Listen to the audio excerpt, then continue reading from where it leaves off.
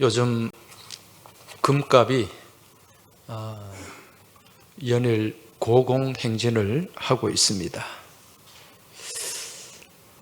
지난 1997년 IMF가 왔을 때 98년, 99년 이때쯤에 금모으기 운동을 했어요. 그때 저도 금을 얼마 몇 돈 내놓은 것 같은데 그때 받은 보상 금액이 한 3만 원 전후가 됐던 것 같아요. 그때 금값이 3, 4만 원 정도 했던 것 같은데 요즘 금값이 거의 한 10배가량 뛰었습니다. 한 25년 지나는 동안.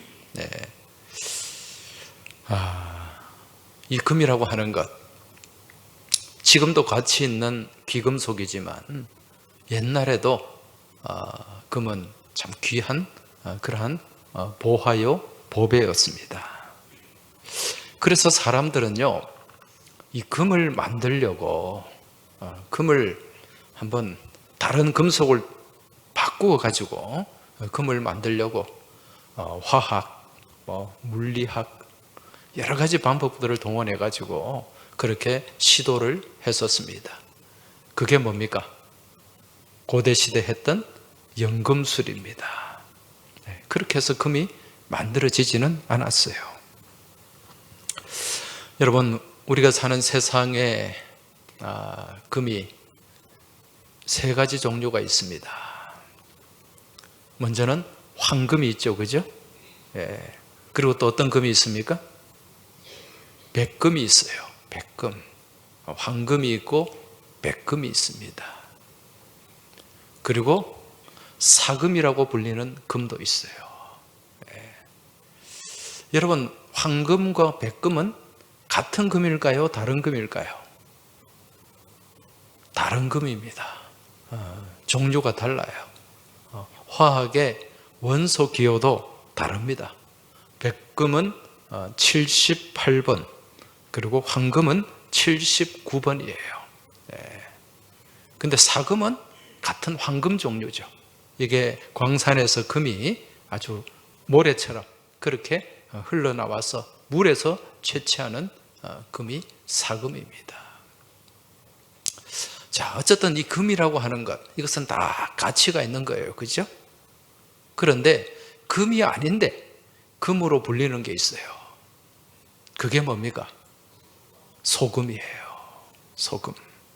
소금은 황금도 아니고 백금도 아니에요. 사금도 아닙니다. 그런데 왜 사람들은 이 소금을 금이라고 부를까요? 그 이유가 뭡니까? 가치가 있기 때문에, 귀하기 때문에. 이 소금은 힐소자예요. 힐소자. 힐소자, 쇠금자. 그렇게 한자로 쓰는데 흰 소금이라는 뜻이에요. 흰 소금, 가루가 된 소금, 그런 흰 금이라는 뜻이에요. 흰 금, 가루가 된 금, 그런 의미가 있는데 이 소금을 로마 시대에는요 화폐처럼 사용을 했습니다. 봉급, 여러분 봉급을 영어로 뭐라 그러죠? 셀러리. 이 셀러리라는 말이 어디서 나왔을까요? 그 로마어, 라틴어 셀레리움이라는 말에서 나왔어요. 이 셀레리움이라는 말은 소금을 지급한다, 그런 의미가 여기에 담겨 있습니다. 당시에 로마 군인들은 봉급을 소금으로도 받기도 했다는 거예요. 그 이유가 뭡니까? 그만큼 소금이 가치가 있었기 때문에. 근데 과거에 이렇게 귀했던 소금이 요즘은 어떻습니까? 굉장히 흔해졌죠. 우리 소금 그렇게 비싸게 먹지 않습니다. 제가 신한 천일염을 가격을 확인해 봤더니 보니까 20kg에 5만 원 정도 해요. 얼마나 우리가 소금을 값싸게 싸게 먹는지 몰라요. 참 감사한 일이죠. 왜 그런가? 이 사람이 살아가는 데 있어서 이 소금이 없으면 안 되기 때문에 소금을 먹지 않으면 안 돼요. 이 소금은 우리 사람의 어떤 건강을 유지하기 위해서 필수적으로 먹어야 하는 무기질입니다. 사람의 몸은 70%의 물과 0.9%의 소금으로 이루어져 있습니다. 이 염분이 사람 몸에서 염분이 과다하게 빠져나가면 5분 이내에 죽음에 이르게 된다고 합니다. 그래서 이 소금이 우리 몸에 일정량의 소금이 있어야, 염분이 있어야 이 몸의 항상성을 유지할 수가 있고 또 면역력도 유지하고 모든 신진대사의 균형을 이룰 수가 있다는 것입니다. 음식을 만드는 데도 마찬가지예요. 소금이 들어가지 않으면 음식 맛이 어떻습니까? 닝닝하죠. 예, 네 맛, 내 맛도 없습니다. 우리가 이 평소 자주 먹는 된장, 간장, 고추장 이런 종류를 만들 때 꼭 무엇이 들어갑니까? 이 소금이 들어가야죠. 김치를 담글 때도 소금이 들어가야 되고 각종 밑반찬을 만들 때도 소금이 들어가야 되고 국을 끓일 때도 소금이 들어가야 됩니다. 소금이 들어가지 않으면 맛이 없어요. 오늘 말씀 13절을 보면 너희는 세상에 무엇이라고 말씀합니까? 소금이니. 예수님의 말씀이에요. 너희는 세상의 소금이다. 여러분 마태복음 5장부터 7장까지 5장에서 7장까지 말씀을 무슨 수훈이라 그럽니까? 산상수훈이다. 예수님께서 산 위에서 가르치고 말씀하신 정말 보배와도 같은 말씀, 이 말씀을 산상수훈이라고 합니다. 여러분 이 산상수훈 예수님께서 시작하실 때 5장 1절부터 어떤 말씀으로 시작하죠? 복에 관한 말씀을 가지고 시작합니다. 그 복이 8가지 복이에요. 심령이 가난한 자는 복이 있나니. 이 8가지 복을 우리는 팔복이다 그렇게 이야기를 합니다. 오늘 말씀은요, 예수님께서 이 산상수훈 말씀을 시작하면서 팔복에 대해서, 복에 대해서 말씀하신 후에 바로 이어지는 말씀이 너희는 세상의 소금이다 그렇게 말씀하세요. 무슨 의미일까요? 이 땅에서 복받고 복 있는 사람, 복받고 살아가는 사람이 어떤 삶을 살아야 되는가, 이것을 우리에게 말씀해 주고 있다는 것입니다. 우리가 이 땅에서 복받은 사람입니다. 그렇게 복을 받은 사람들이 어떤 모습으로 살아가야 된다? 무엇과 같은 삶을 살아야 된다? 소금과 같은 삶을 살아야 된다. 여러분 이스라엘은요, 다른 지역에 비해서 소금이 많은 소금이 많은 땅이에요. 어떻게 해서 이 이스라엘에 소금이 많은가? 여러분 이스라엘 땅에는 바다가 있어요. 그죠? 2개의 바다가 있습니다. 하나는 뭡니까? 북쪽에 갈릴리 바다가 있고 밑으로 내려가면 또 어떤 바다가 있습니까? 사해 바다가 있어요. 사해 바다. 사실 갈릴리는 염분이 없어요. 그래서 호수라고 하는 게 맞아요. 그런데 이스라엘 사람들은 자기들 눈에 보기에 넓으니까 이건 바다다. 그래서 디베랴 바다, 갈릴리 바다 그렇게 불렀던 거죠. 그런데 사해는 바다가 맞습니다. 왜? 무엇이 있기 때문에? 소금이 있기 때문에. 여러분 보통 바다의 염분 농도가 몇 프로 정도 됩니까? 3.5% 정도. 우리 여기 부산 앞바다에 나가면 염분의 농도가 한 3.5%, 소금이 한 3.5% 정도 섞여 있다는 거예요. 근데 사해바다는 염분이 어느 정도 될까요? 혹시 사해바다 다녀오신 분? 다음에 꼭 성지순례 갑시다. 사해는요, 염분의 농도가 33% 정도 됩니다. 보통 바다의 몇 배? 10배 정도 돼요.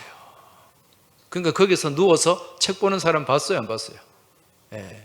저도 거기 누워가지고 책은 안 봤지만은 한참 그냥 누워있으니까 뜨더라고요.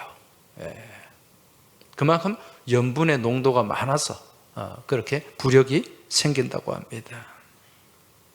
그래서 이 사해 바다에 바가지로 물을 떠가지고 말리기만 하면 그게 뭐가 남습니까? 소금이. 한 바가지 뜨면은 3분의 1은 소금이 남는 거예요.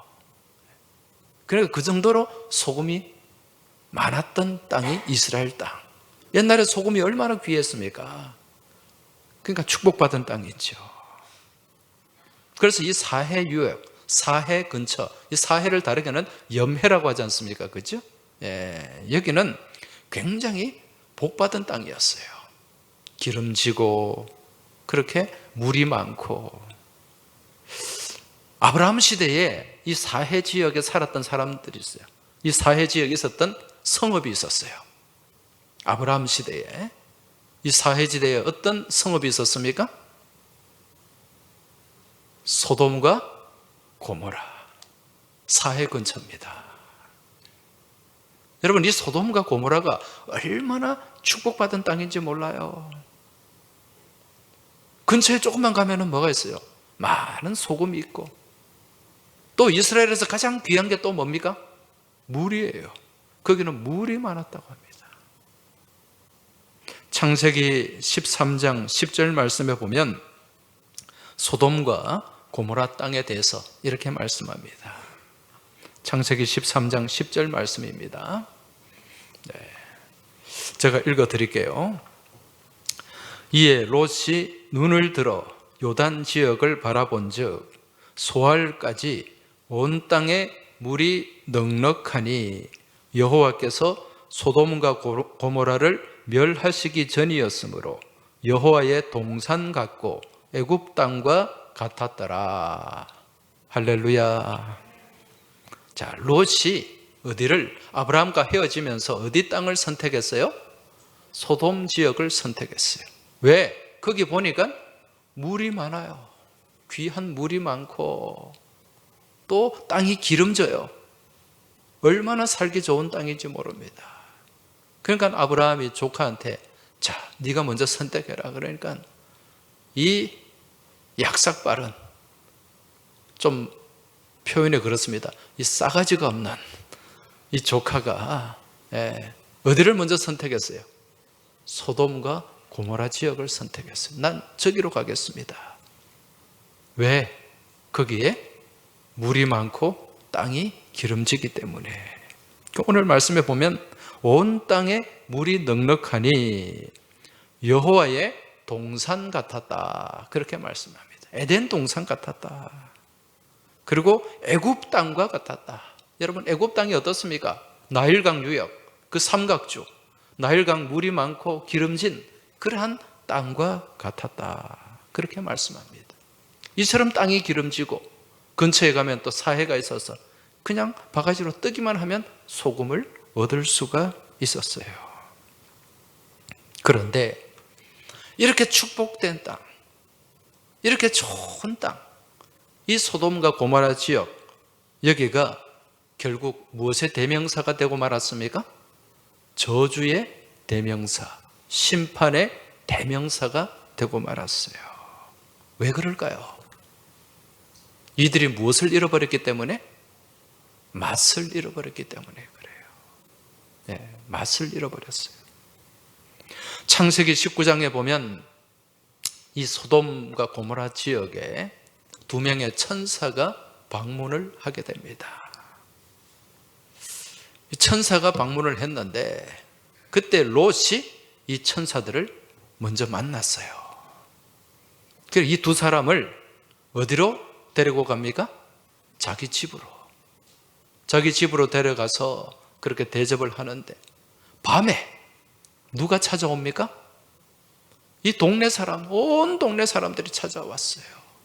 찾아와서 그 두 사람을 내놓아라. 우리한테 인계해라. 왜 이 사람들이 밤중에 찾아와서 그 낯선 외부에서 들어온 두 사람을 내어놓으라, 우리한테 내어주어라, 그렇게 얘기했을까요? 무엇 하려고? 말씀해 보면 우리가 서로 상관하리라, 그렇게 얘기하고 있습니다. 창세기 19장 4절 5절에 보면 그들이 눕기 전에 그 성사람 곧 소돔 백성들이 노소를 막론하고 원근에서 다 모여 그 집을 에워싸고 롯을 부르고 그에게 이르되 오늘 밤에 내게 온 사람들이 어디 있느냐 이끌어내라, 우리가 그들을 상관하리라, 그렇게 얘기합니다. 여기서 상관한다, 이 말은 히브리어로 야다라는 말이에요. 야다라는 말 잘 아시죠? 무슨 뜻입니까? 동침한다는 뜻이에요. 동침한다. 남성들이 내놓아라 그랬어요. 뭘 하겠다 그럽니까? 동성애를 하겠다는 게 동성애. 여러분, 동성애가 영어로 뭡니까? 사더미. 이 사더미가 소돔이에요. 소돔이라는 뜻이에요. 완전히 맛이 가고 말았습니다. 맛이 갔어요. 오늘 말씀 13절을 다시 보면 소금이 만일 무엇을 잃으면, 그 맛을 잃으면 무엇으로 짜게 하리요? 후에는 아무 쓸데없어 다만 밖에 버려져 사람에게 밟힐 뿐이니라. 맛을 잃은 소금 아무 짝에도 쓸모없다는 거예요. 버려지고 밟힐 뿐이다. 여러분, 아브라함 당시 소돔과 고모라는 넉넉한 물과 넓은 농경지와 소금이 풍부한 축복받은 땅이었어요.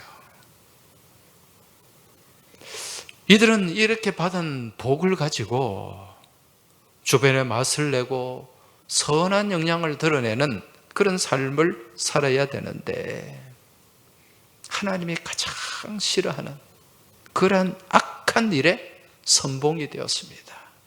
하나님이 가장 싫어하는, 하나님의 질서를 파괴하고 하나님의 순리를 파괴하는 이 동성애, 여기에 선봉이 되었고 결국 어떻게 되었습니까? 비참하게 버려지고 밟히게 되었다는 것입니다. 여러분, 소금이 가진 역할이 무엇입니까? 소금이 하는 기능이 뭐예요? 먼저 부패를 방지하죠. 그렇죠? 이 옛날 안동 강고등어 이런 생선을 잡으면 소금을 칩니다. 그러면 오래 저장할 수가 있어요. 오래 보관할 수가 있습니다. 상하거나 부패하는 것을 막아줍니다. 또 소금의 역할은 뭡니까? 소독하는 기능이 있어요. 감기에 걸렸을 때, 인후염이 왔을 때, 저는 요즘 좀 건강해졌습니다만 자주 이 인후염이 오고 감기에 걸리곤 했습니다. 그러면 저기 앉아 계시는 우리 신재철 원장님을 제가 찾아갑니다. 가면은 한 하루만 먹으면 바로 나아요. 제가 볼 때는 부산에서 제일 명의가 우리 저기 신 박사님이에요. 아프면 찾아가시기 바랍니다. 근데 가끔 저에게 이제 그런 말씀을 하세요. 목사님, 소금물로 가글 하세요. 소금물로 가글 하세요. 그러면은 저는 시킨 대로 잘 하거든요. 그러면 소금물로 진짜 가글을 하면 훨씬 좋아지고 빨리 나아요. 소금에 무슨 기능이 있기 때문에? 소독하는 기능이 있기 때문에. 또 소금은 어떤 역할을 하는가? 땅에 뿌리면은요, 땅이 단단해져요. 제가 군대 생활을 할 때, 저는 이 헬리콥터를 하는 그 항공부대에 있었는데 굉장히 부대가 넓어요. 그래서 거기에 테니스장이 있었어요. 그 테니스장에 우리 병사들은 테니스를 못 치고 이제 대장님하고 이 계급이 높은 군대 장교들, 거기는 조종사가 많았기 때문에 장교들이 많았어요. 이제 테니스를 친단 말입니다. 그럼 우리는 가서 뭐 합니까? 그 테니스장에 롤러라는 게 있어요. 그걸 가지고 막 밀면서 땅을 다져요. 그러면 대장님이 꼭 소금을 뿌리라 그래요. 소금을 많이 뿌려라. 예. 그 땅에다가 소금을 뿌려요. 그리고 롤러를 이렇게 막 밀고 다지면 땅이 굉장히 단단해져요. 예. 땅을 굳게 하는 그런 또 성질을 갖고 있다는 것입니다. 자, 이처럼 소금은 우리 삶과 주변에 많은 유익한 역할을 하는데, 여러분, 소금의 가장 중요한 역할이 뭘까요? 부패를 방지하고 소독하고 땅도 단단하게 하고 여러 역할들이 있는데, 제일 중요한 기능은 소금은 맛을 내는 거예요. 맛을. 오늘 말씀에도 소금이 만일 그 맛을 잃으면 무엇으로 짜게 하리요? 가장 중요한 역할은 맛입니다. 자, 오늘 예수님께서 우리를 향해 뭐라고 말씀합니까? 너희는 세상의 소금이다. 말씀하신 의도가 뭘까요? 너희는 세상 가운데서 소금과 같은 삶을 살아야 되는데, 그 소금과 같은 그런 삶 가운데 어떤 삶? 맛을 내는 삶. 오늘 예수님의 말씀은 이 맛에 초점이 맞추어져 있어요. 맛을 잃으면 안 된다. 그래, 맛을 내는 삶을 살아라. 교회 안에서만 맛을 내는 그리스도인의 삶이 아니라 어디에 나가서? 세상에 나가서. 세상에 나가서 소금과 같이 맛을 내는, 맛깔나는 그런 삶을 살아야 된다는 것입니다. 여러분, 성도는 교회 안에서도 맛을 내야 돼요. 할렐루야. 예. 세상에서만 맛을 내려고 해서도 안 되고, 교회 안에서 맛을 내야 되고, 또 교회 안에서만 맛을 내고 세상에 나가서는 엉망진창으로 그렇게 살아서는 안 된다는 거예요. 교회, 세상 모두가 마찬가지. 맛을 내는. 자, 그럼 어떤 맛을 내야 되는가? 성도는 어떤 맛을 내야 될까요? 마가복음 9장 50절 한번 찾아보시기 바랍니다. 오늘 자막이 안 돼가지고 띄울 수가 없어요. 마가복음, 마태복음 옆에 있는 거는 다 아시죠? 우리 유튜브로 말씀 듣는 분들도 좀 찾아보시기 바랍니다. 그리고 유튜브로 설교 듣는 분들, 예배 드리시는 분들 몇 분이 계시는데 본인 이름을 달아주세요. 그래야 누가 유튜브로 예배 드렸는지 출석을 확인할 수가 있어요. 그리고 좋아요를 꼭 눌러주세요. 왜 좋아요를, 말씀 듣고 예배 드리고 왜 좋아요를 안 누르는지 몰라. 방송실에도 눌러주세요. 자, 마가복음 9장 50절 같이 한번 읽어보겠습니다. 소금은 좋은 것이로되 만일 소금이 그 맛을 잃으면 무엇으로 이를 짜게 하리요? 너희 속에 소금을 두고 서로 화목하라. 무엇하라? 화목하라. 너희 속에 무엇을 두고? 소금을 두고 서로 화목하라. 여러분, 맛을 내는 삶 여러 가지가 있는데 예수님께서 중요하게 지적하는 것은 무엇입니까? 화목하는 거예요. 화목하라. 이 화목이라는 말은 헬라어 원문에 보면 에이레네 듀오, 에이레 발음이 안 됩니다. 에이레 듀오, 그런 말이에요. 이 말이 뭐냐면은 여기서 에이레네 많이 들어보셨죠? 이게 무슨 뜻입니까? 샬롬이에요, 샬롬. 화평이에요. 구약의 샬롬, 히브리어 샬롬이 신약의 에이레네. 이게 화목, 평화, 화평이라는 뜻이에요. 그래서 에이레 뉴오라는 이 말은 화목의 도구가 되라는 뜻이에요. 화목의 도구, 화평의 도구. 영어로 하면 뭡니까? 피스메이커. 피스메이커. 평화를, 화목을 만드는 사람이 되어라. 평화의 도구가 되어라. 이게 이 땅을 살아가는 이 그리스도인의 소금의 역할, 맛을 내는 모습이라는 것입니다. 어디를 가든지 화목의 도구가 되고 화목의 직분자가 되어야 돼요. 여러분, 사람은 크게 두 종류로 나눌 수가 있습니다. 물론 여러 가지로 나눌 수 있는데, 요즘 젊은 사람들이 쓰는 표현으로 인싸가 있고 아싸가 있어요. 인싸가 뭔지 아십니까? 영어로 인사이드. 사람들과 잘 이렇게 화목하고 또 잘 사귀고 들어가면 분위기가 좋아지는 사람.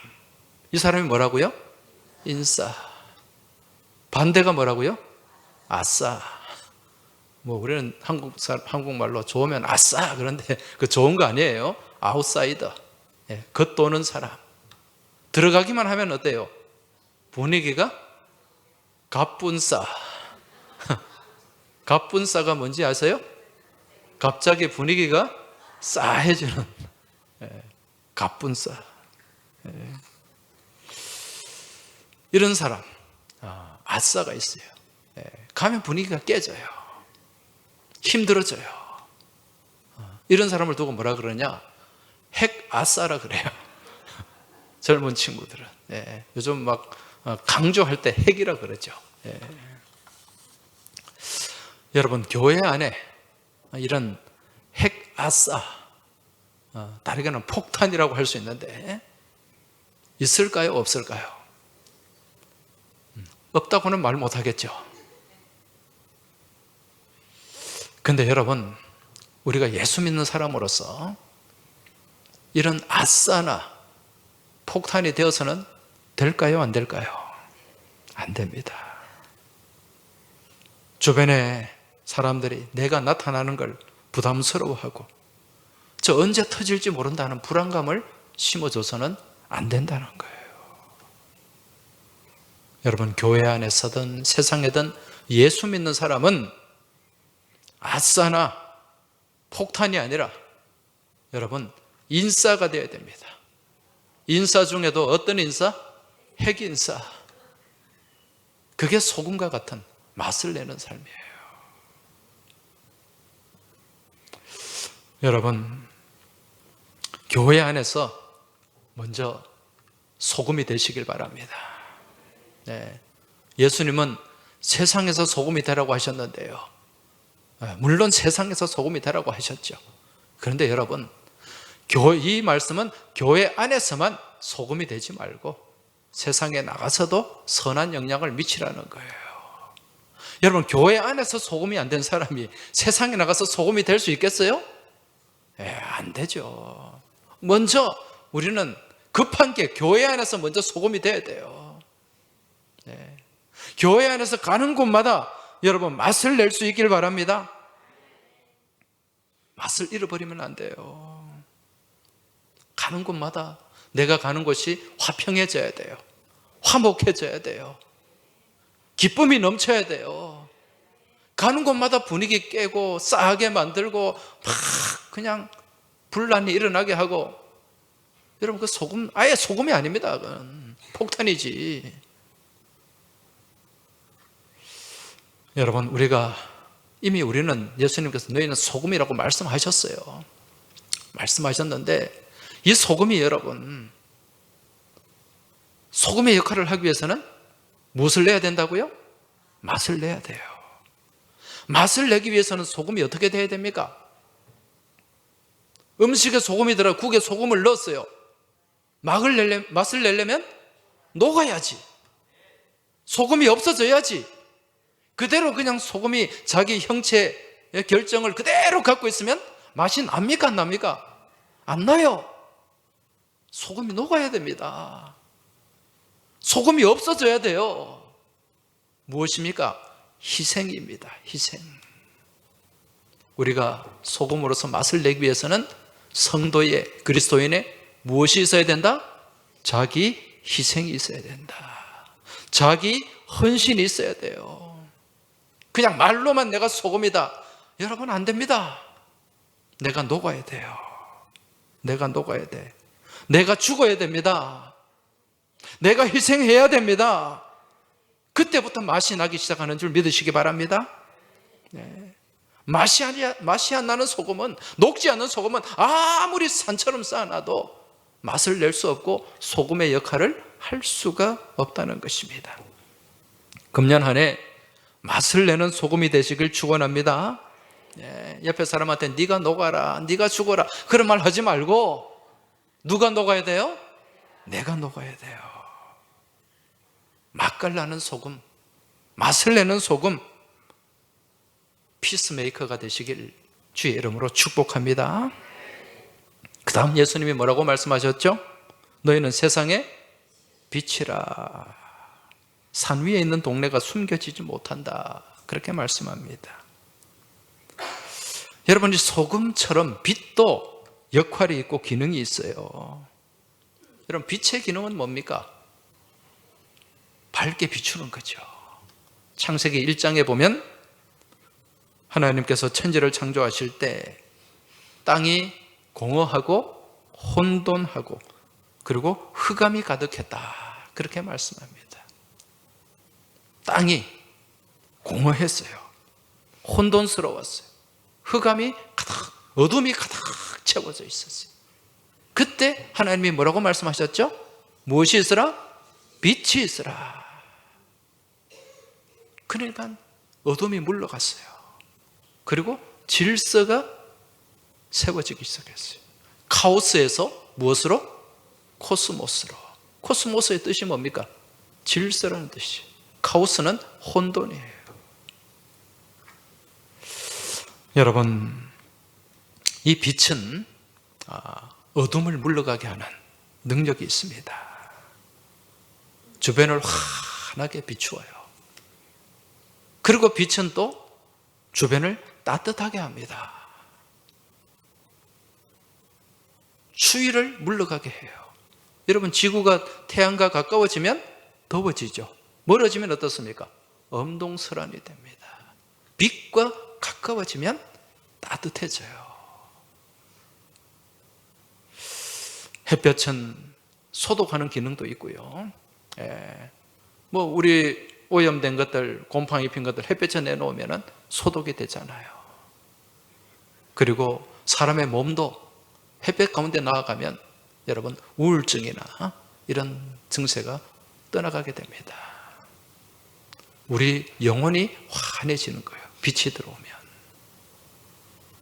마음도 밝아지게 됩니다.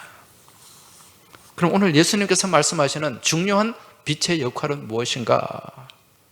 무엇하는 겁니까? 비추는 거예요. 밝게 비추는 거죠. 너희 빛이 사람 앞에 비치게 하여, 비치게 하라. 등경 위에 두고, 이 등불을 등경 위에 두고 많은 곳에 밝게 비치게 해라. 빛은 비춰져야 됩니다. 너희가 이 땅의 빛이다. 이 말씀은 이 땅 가운데서 어떤 역할을 해야 된다? 밝게 만드는 역할을 해야 된다. 밝게 비추는 역할을 해야 된다. 그래서 우리가 가는 곳마다 어떻게 돼야 돼요? 밝아져야 돼요. 환해져야 돼요. 분위기가 밝아져야 돼요. 사람들의 마음이 밝아져야 돼요. 만나기만 하면 답답한 사람이 있죠. 어두운 그림자가 쫙 끼는 그런 사람도 있어요. 우리 성도는 그렇게 되면 안 됩니다. 만나서 대화하면 어두웠던 그 마음도, 무거웠던 마음도 다 사라지고 마음이 환해지는, 여러분 그런 느낌을 받는 사람이 있습니까? 없습니까? 있죠.